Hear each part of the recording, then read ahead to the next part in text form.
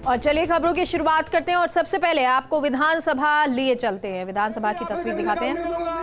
मैं भी आपने कहने से काम नहीं करूंगा। सम्मान करता हूं। आप बैठे आप टुकड़ों में कैसे कर सकते हो? अब 104 टुकड़ों में कैसे करना चाहते हो?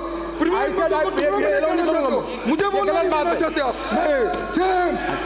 एक सेकंड। मैं कटारिया जी सुन ला, मैं आपकी बात सब सुनूंगा, मैं सब सुनूंगा। एक मेरी बात, पर मैं किसी सदस्य को सीनियरिटी के नाम पर ये हाउस चलाने की डिक्टेट करने का अधिकार नहीं दूंगा। मैं बिल्कुल नहीं, मैं बिल्कुल नहीं होता। एक सेकंड आप बोले। अध्यक्ष महोदय, आपके अधिकार हैं, इसमें कोई दो राय नहीं। 157 में विशेषाधिकार प्रस्ताव कैसे मूव होगा वो भी है। आपको स्वीकार करने के लिए मेरा ये कहना है कि हमारे सदस्य को कहना यह है कि जब इस पर आप डिस्कशन करें, स्वीकार करें या न करें, वहाँ प्रोसीजर तक जाने का अधिकार आपका है कि 10 लोग उसके पक्ष में खड़े हो जाते हैं, प्रस्ताव स्वीकार हो जाता है, या तो वो सीधा कमेटी के पास चला जाता है, या हाउस के डिस्कशन के लिए जब अलाउ करते हैं तो हाउस के डिस्कशन के लिए जब अलाउ करते हैं।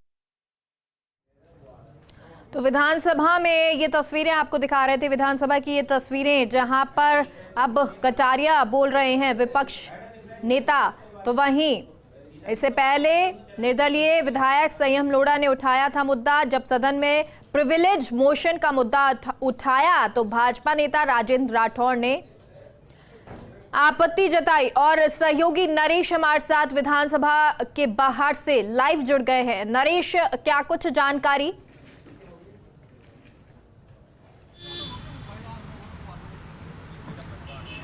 बिल्कुल, देखिए जिस तरह से आज प्रश्नकाल जो है वो एक तरह से कहें कि मंत्रियों की उसमें क्लास लगी थी, तो अभी शून्यकाल में महत्वपूर्ण मुद्दे पर सदन में हंगामा हो रहा है। विशेषाधिकार हनन का प्रस्ताव निर्दलीय विधायक संयम लोढ़ा ने दिया था, जिस पर आज उनको बोलने की अनुमति स्पीकर सीपी जोशी ने दी, लेकिन जो भाजपा के नेता है राजेंद्र राठौड़, उन्होंने आपत्ति दर्ज की। उन्होंने कहा कि उनको भी मौका दिया जाए।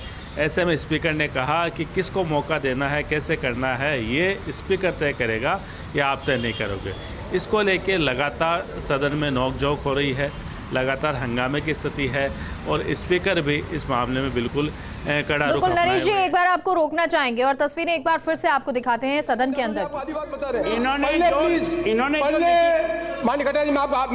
जो लिखित सूचना दी उसको पढ़ दें। मैं मान्य उनको अधिकार है। सदस्य, मैं आप बात समझ लें, मैं बात समझ बेटे मैं पढ़ लेता हूँ दोबारा। मैं आपकी बात, मैंने आपने पहले टोका, मैंने रोक दिया।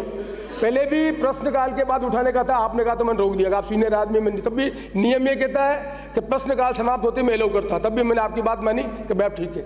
मैं अभी भी इस बात को मान रहा हूँ कि जब हमें एडमिट करने की स्टेज आ जाए, चाहे मैं कमेटी को भेजूँ चाहे हाउस में डिस्कस करूँ, तब आपको पूरा अधिकार है अपनी बात करने का। मैं मना करूँ नहीं, मैं मना नहीं करूँगा। उसके पहले क्या स्टेज होगी, इस में डिक्टेट नहीं करेंगे आप मुझे। मैं आपको फिर पढ़ाता हूँ, दोबारा पढ़ देता हूँ, मैं पढ़ देता हूँ।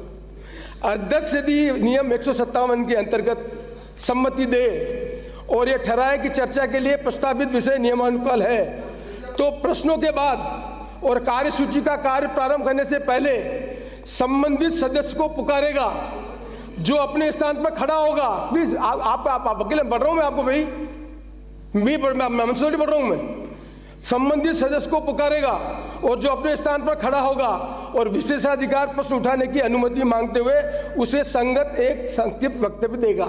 यही तो लोग कर रहा हूं मैं। आप फिर आप इसमें आगे आप प्लीज मेरे को डिक्टेट नहीं करेंगे। मानिए संयम लोढ़ा जी। किसका? तभी आप मुझे पूछने वाले कौन होते हैं? आप मुझे पूछने वाले कौन दे रहे हो? मैं ये कह रहा हूँ आज जी आप मुझे मांग लिया तो नियमों के अनुसार मुझे दे दिया। आप अलाउ करो ना, प्लीज बैठे आप बैठे नीचे। मैं आपको अलाउ करूंगा पहले मैं अलाउ नहीं करूंगा। इस खेल से सरकार के अंतर्द्वंद को कोशिश कर रहे हो आप। मैं सब माननीय सदस्य महोदय, माननीय सदस्य आप बैठे, आपको तकलीफ है कुछ? आप नीचे बैठे माननीय सदस्य, नीचे बैठे आप माननीय सदस्य, नीचे बैठे। हाउस को नहीं चले। कटारिया जी, मैं अब ये लिमिट है इसकी, कटारिया जी लिमिट है इसकी। आप कटारिया जी 1 मिनट रुके, संयम लोढ़ा जी 1 मिनट रुके बैठे। आप पढ़ ले कटारिया जी, चाहे आप पढ़ ले, मुझे क्या करना आप बता दीजिए, मैं आपकी बात मानूंगा। मैं नियम के विपरीत जा रहा हूँ। आपका संक्षिप्त है, एक बार रुको मैं प्लीज। रामलाल जी बैठो, सीनियर रामलाल जी बैठो ना आप प्लीज, आप बैठो ना प्लीज। आप प्रतिपक्ष के नेता हैं, आप मुझे बता दें मैं जो गलत कर रहा हूँ, आप मुझे पढ़ के बता दें मुझे गलत कर रहा हूँ। आपकी बात में आप कह रहे हैं वो सही है। संक्षिप्त वक्तव्य का मतलब जो प्रस्ताव उन्होंने लिखा है, जो बात आप तक उस प्रस्ताव के माध्यम से वो पहुंचाना चाहते हैं, उसको पढ़ करके आपके ध्यान में लाएं कि मेरा प्रस्ताव ये है। ठीक, ये बात ये नहीं है कि भाषण ठोकने का। किसने कहा आपको कैसे अप्रीहेंशन भाषण देगा? आप बेटा नीचे बैठे, नीचे बैठे मंच नीचे बैठे। अपने आप को सीनियर समझने लगे क्या आप कटाई से ज्यादा नहीं हो गया आपको? अब आपका अपना हाइपोथेटिकल उत्तर है, ये भाषण ठोकेंगे, फलाना ठोकेंगे, ढीका ठोकेंगे। आप प्लीज कम, आप मिस्टर कालीचरण सर आप सीनियर आदमी हैं, यू कैन नॉट डिक्टेट मी। आज मैं मेरी इच्छा थी इसलिए लाया हूं मैं कि हाउस के लोगों को मालूम होना चाहिए प्रिविलेज कैसे आता है। बहुत से आदमी को मालूम नहीं, राजेंद्र राठौड़ कहते हैं वैसे प्रिविलेज नहीं आती है, प्रिविलेज नियम कानून के अंतर्गत आती है। ये लोगों को सिखाना जरूरी है, इसलिए मैं सोच समझकर हाउस में स्टेज पे लाया हूं। अभी डिस्कशन नहीं हो रहा, जब डिस्कशन होगा तब मैं मान्यवर पूरा का पूरा टाइम, जितना समय आप लेना चाहते हो भारतीय जनता पार्टी के सदस्य, पूरा का पूरा टाइम लूंगा मैं, पर वो स्टेज अभी नहीं है। अभी मैं नियम के अंतर्गत जो माननीय सदस्य लेकर आए उस नियम के अंतर्गत अपनी बात को कहने का इसमें नियम है, मैं उस नियम के अंतर्गत उनको मैं अलाउ कर रहा हूं।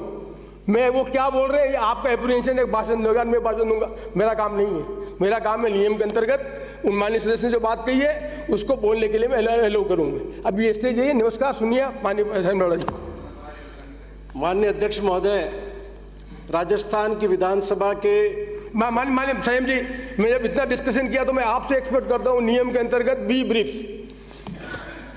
के इस्तीफों को लेकर के भारत के संविधान के अनुच्छेद 190(3) ख में बहुत साफ उल्लेख है। मैं उसको यहाँ पढ़ करके और सदन का समय नहीं लूँगा। और इसी तरह से माननीय अध्यक्ष महोदय, विधानसभा की जो प्रक्रिया और कार्य संचालन संबंधी नियम है उसमें 173(2) में भी बहुत साफ उल्लेख है। माननीय अध्यक्ष महोदय ने उन इस्तीफों के संबंध में कोई निर्णय नहीं किया। अध्यक्ष महोदय के वो विचाराधीन थे, लेकिन हमारे ही सदन के, हमारे ही परिवार के एक वरिष्ठ सदस्य के आचरण से व्यथित होकर के मैं आज आपके सामने प्रक्रिया के नियम 157 के अंतर्गत ये विशेषाधिकार हनन प्रस्ताव प्रस्तुत कर रहा हूं। माननीय अध्यक्ष महोदय, भारत के संविधान के तहत हर व्यक्ति को अपने नागरिक अधिकार के लिए या किसी भी तरह के अधिकार के लिए कोर्ट में जाने का अधिकार है, लेकिन संविधान में बहुत स्पष्ट व्यवस्था है। हर संवैधानिक संस्था के अपनी कार्यप्रणाली, अपना दायरा पूरी तरह से। और चलिए अब आपको तस्वीरें दिखाते हैं। ये तस्वीरें आपको सदन के बाहर की दिखा रही थी, लेकिन हमारे सहयोगी नरेश लगातार सदन के बाहर जुड़े हुए हैं हमारे साथ। नरेश, ये तस्वीरें नजर आ रही थी सदन में किस तरह से नोकझोंक हो रही थी। हालांकि स्पीकर ने, सीपी जोशी साहब ने ये बताया कि किस तरह के नियम हैं और नियम क्या कहते हैं और उन्हीं कायदों से चलना होगा।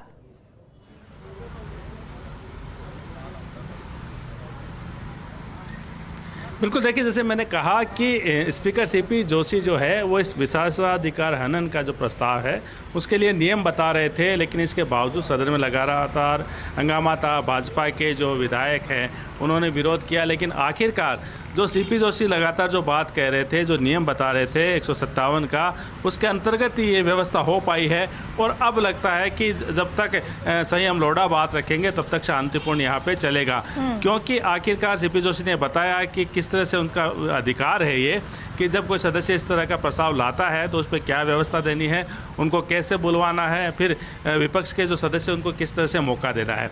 लेकिन जिस तरह से पिछले कुछ मिनटों का यहाँ पे हंगामा हुआ, वाद विवाद हुआ, वो कहीं ना कहीं लगता है कि कई सदस्य है वो सदन के नियमों की उनको पूरी जानकारी नहीं है और इसी कारण से खुद। ठीक है नरेश, आपको एक बार रोकना चाहेंगे और एक बार फिर से सदन के अंदर की तस्वीरें आपको दिखाते हैं। 2 मिनट में अपनी बात खत्म करें, 2 मिनट प्लीज।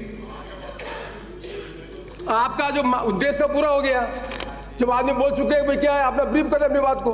माननीय अध्यक्ष महोदय, मैं तो बहुत ही अनुशासित सदस्य हूं और आपकी आज्ञा का पालन करूंगा। मुझे सिर्फ यही कहना अध्यक्ष महोदय कि क्या इस सदन में बैठ करके हम सब लोग अपने इंस्टीट्यूशन को कमजोर करने का काम करेंगे? क्या यह सदन राजस्थान हाईकोर्ट का सबऑर्डिनेट है? कि राजस्थान हाईकोर्ट इस सदन को डिक्टेट करेगा? क्या हम कोई प्रश्न अगर विधानसभा में हमारा जवाब नहीं आएगा, किसी प्रस्ताव का जवाब नहीं आएगा, तो क्या हम इसके लिए हाईकोर्ट में जाएंगे? माननीय अध्यक्ष महोदय, हाईकोर्ट में किसी मामले का निर्णय नहीं हो तो क्या ये विधानसभा हाईकोर्ट को कह सकती है कि आप फैसला करिए? जब ये विधानसभा नहीं कह सकती तो हाईकोर्ट इस सदन को कैसे डिक्टेट कर सकता है? इसलिए माननीय अध्यक्ष महोदय, मैं आपसे विनती करता हूं कि बहुत ही वरिष्ठ सदस्य ने, उनके आचरण ने राजस्थान की 7 करोड़ जनता को अपमानित किया, लांछित किया।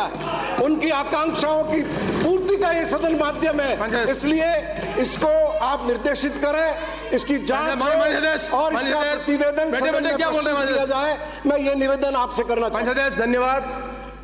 आप और हम सब जानते हैं कि कानून के अंतर्गत, संविधान के अंतर्गत लेजिस्लेटर, एग्जीक्यूटिव और जुडिशरी के पावर डिफाइन है। माननीय सदस्य प्रश्न लेकर आए, मैं इस पर सोचकर निर्णय करने के बाद इस पर हम सदन में निर्णय करेंगे। धन्यवाद। सदन की मेज पर रखने वाले प्रतिवेदन श्री शांति कुमार धारीवाल।